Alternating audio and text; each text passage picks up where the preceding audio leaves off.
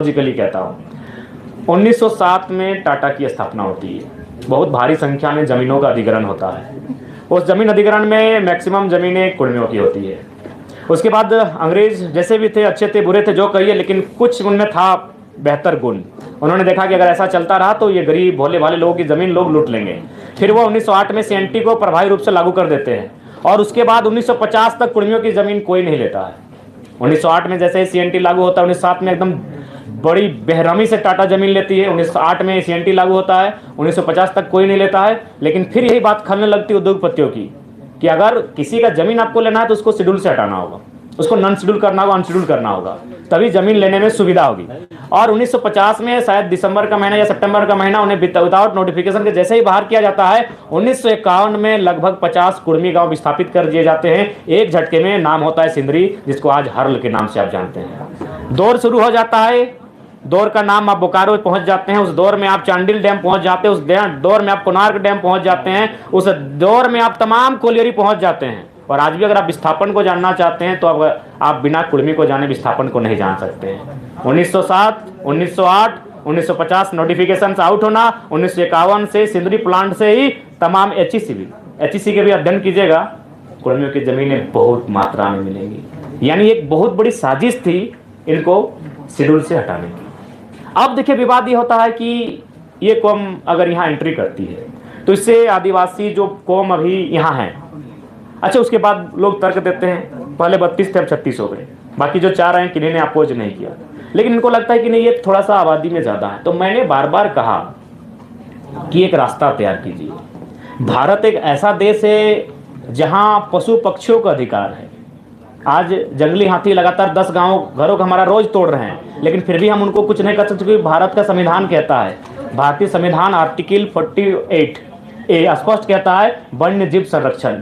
तो जिस देश में जीव जंतुओं को जीने का अधिकार है, अगर ये कुर्मी कौम जो आज धराशायी होने को, आज जिसने झारखंड को बनाने के लिए अपना सर्वस्व दे दिया, आज अगर वो एक अपनी पहचान मांग रहा है तो एक विकल्प का रास्ता तैयार कीजिए कि विवाद ना हो। इसलिए मैंने जोर दिया कि 2016 से पहले ईडब्ल्यूएस नहीं था, एक नया कॉलम आया, देश ने स्वीकार किया, आप एक नया कॉलम लेकर आए, फार्मिंग ट्राइब्स, एग्रीकल्चर ट्राइब्स, कुछ भी नाम दीजिए, और एक नए कॉलम के साथ एक नया सुरक्षा उनको दीजिए, क्योंकि वो कौम खेतीहर है। आज झारखंड में पहली आबादी आदिवासियों की, दूसरी कुर्मियों की, फिर अल्पसंख्यकों की आती है। क्या आपको एक भी टॉप बिजनेसमैन का नाम है याद कुर्मियों का? थोड़ा सा ह्यूमैनिटी की बात कीजिए, छोड़ दीजिए इस विवाद से, थोड़ा बाहर आते हैं, मानवता के नाते थोड़ा कुर्मियों की बात कर लीजिए। एक भी बिजनेसमैन को आप जानते हैं? रांची के एचईसी कुर्मियों की जमीन में, हिंडाल्को कुर्मियों की जमीन में, घाटो कुर्मियों की जमीन में, तमाम जो केदला, मोरपा, जो मांडू और रामगढ़ का कोलियर, ये सब कुर्मियों की जमीन में, क्या एक भी आप टॉप मोस्ट बिजनेस टाइकून को जानते हैं? नहीं जानते, क्योंकि उसका संबंध खेती से रहा है। तो वो अपने खेत को मांग रहा है, उनके खेत को दे दीजिए, कोई विवाद नहीं होगा। वो अपने खेतों का संरक्षण मांग रहा है। और एक बात में आप बताइए, ये तब आप इस माहौल को तूल देते हैं जब हमारा कौम डोमिनेटिंग होता। आबादी में हम दूसरे नंबर पर हैं, कल की बात करेंगे तो पहले नंबर पर हैं। उसके बाद भी हमने एक भी हमारा व्यवहार बताइए डोमिनेटिंग का, जबकि हमारे साथ तो साजिशें आज भी हो रही हैं। उदाहरण के लिए इंद्रजीत महतो, उदाहरण के लिए जगन्नाथ महतो। इस कोरोना काल में 2 ही नेता डैमेज में, दोनों कुर्मियों के बेटे क्यों भैया? क्या कभी मीडिया ने सवाल किया? क्या आपने कभी चिंतन किया? कसम खा के बोल रहे, इसके पीछे भी रीजन यही है कि कुर्मी के बेटे थे। हम तो साजिशों के शिकार आज भी हो रहे हैं। इसलिए आपसे हम पूरे राज्य से भी अनुरोध करेंगे कि ये जो जिस दृष्टि से आज हमें देखा जाता है उस दृष्टि से ना देखें। हम साजिशों के शिकार आज होते हैं। जगन्नाथ बाबू तो नहीं रहे, उनकी आत्मा को शांति मिले, इंद्रजीत बाबू स्वस्थ होकर वापस है, हम ये प्रार्थना करते हैं। और किस पर लगा रहे हैं? बहुत बड़ा आरोप। ये नहीं, आरोप हम किसी पे नहीं लगा, नहीं, साजिश है। किसने साजिश? साजिश है।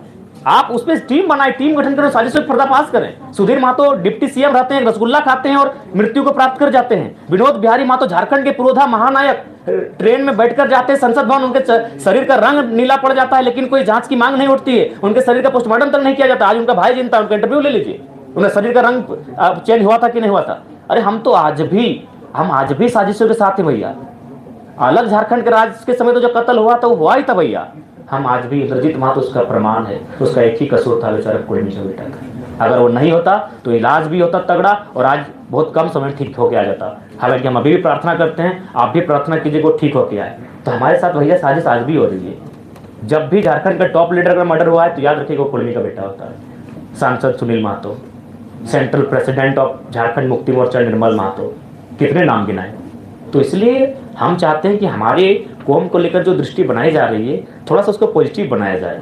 हमारी लड़ाई संरक्षण की है, आप हमारी ज़मीनों को, हमारी भाषा को संरक्षण कर दीजिए, कोई भी बात नहीं रहेगा। ये नौकरियों की लड़ाई नहीं है। जमीन के संरक्षण के लिए कुर्मी को सीएनटी में डाला नहीं, सीएनटी के बावजूद अगर आप उस शेड्यूल से को हटा देते हैं ना तो प्रभाव कम हो जाता है। सीएनटी तो है, आदि छवि रंजन जैसे IAS पूरा लूट के चले जाते हैं। सीएनटी के साथ अगर वो शेड्यूल में होते तो आसानी नहीं होता जमीन अधिग्रहण करने का।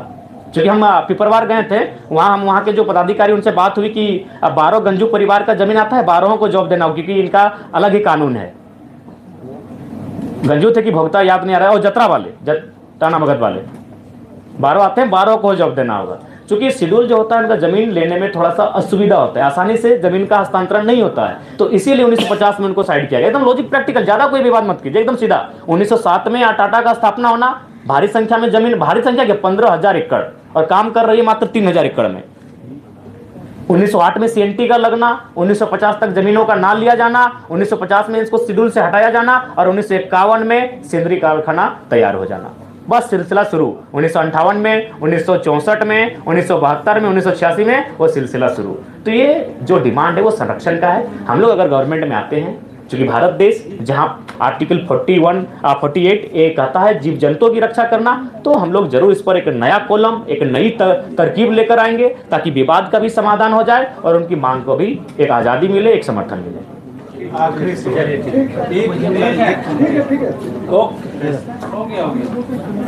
जी सर, यहाँ एक बजे का समय था, 2 बजे के बाद सर हम माफ़ी चाहते हैं। एक्चुअली मौसम खराब था और सेहत भी खराब है। चलिए, धन्यवाद। सेहत भी खराब है। चलिए, धन्यवाद।